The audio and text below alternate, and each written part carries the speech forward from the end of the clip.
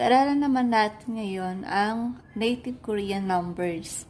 Last time, na-discuss natin ang Sino-Korean numbers, kung saan ito ay ginagamit sa pagbasa ng currency, phone number, and yung date. So this time, dito tayo naman sa another set of numbers. So yung native Korean numbers or pure Korean numbers. So 1, so we have Hana, or Han. Next, yung 2 is Dul, or Du. And Set,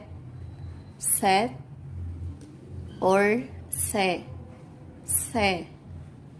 4, Net, or Ne. And 5 is Dasot. Mapapansin nyo dito, yung 1, 2, 3, and 4, meron tayo pang isang reading, which is tinatanggal yung last letter. For example, yung Hana, magiging Han.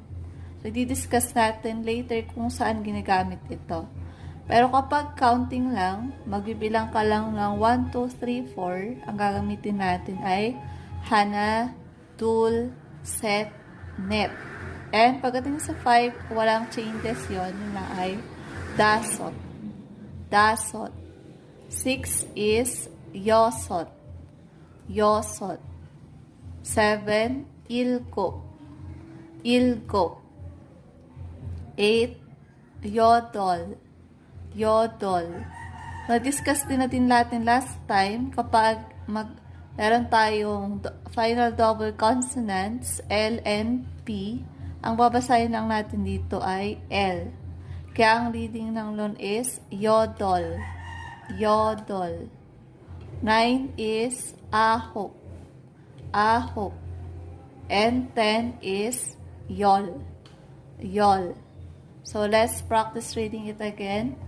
Hana, Dul, Set, Net, Dasot, Yosot, Ilgok, Yodol, Ahok, Yol.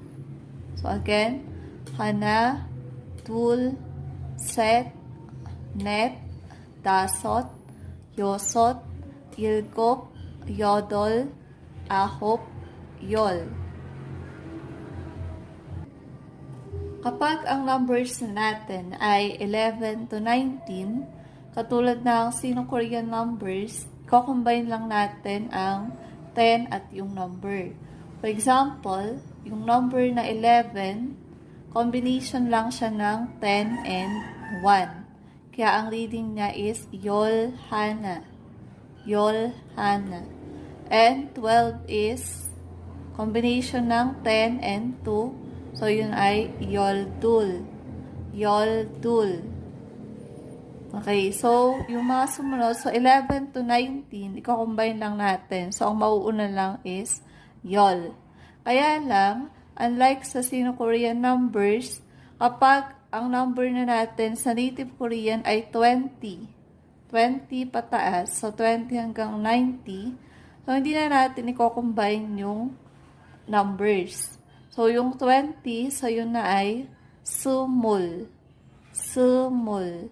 Or Sumu.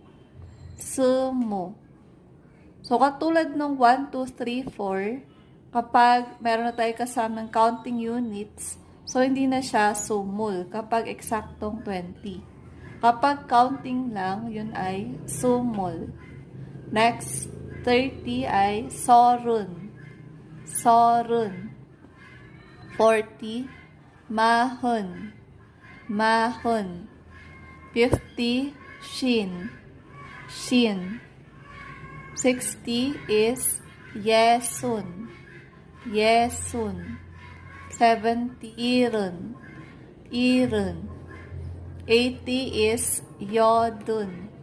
90, Ahon. And 100 is Bek. So, kapag ating sa 100, so babalik lang tayo dun sa bek, and pag 1,000 chon and 10,000 is man. So let's practice reading it again. So 20 is sumul, sumul. 30, sorun, sorun. 40, mahun, mahun. 50 is shwin, shin. 60, yesun, yesun. 70, irun, irun. 80, yodun, yodun. 90, ahun, ahun. And 100 ay bek. So, kapag yung number natin na is, for example, number is 30, 39. So, yun, iko-combine na natin. So, ito yung 30, sorun. And yung 9, sa diniscuss natin kanina is ahop. So, 39 is sorun, ahop. Another example, for example, yung number is 80, 83. So, hindi na natin i-combine yung 10, tsaka yung number. So, yung 80 is yodun, yodun, and yung 3 naman is set. So, yodun, set. And, for example, another example is 97.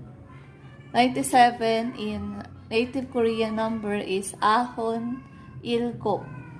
Ahon, ilgo.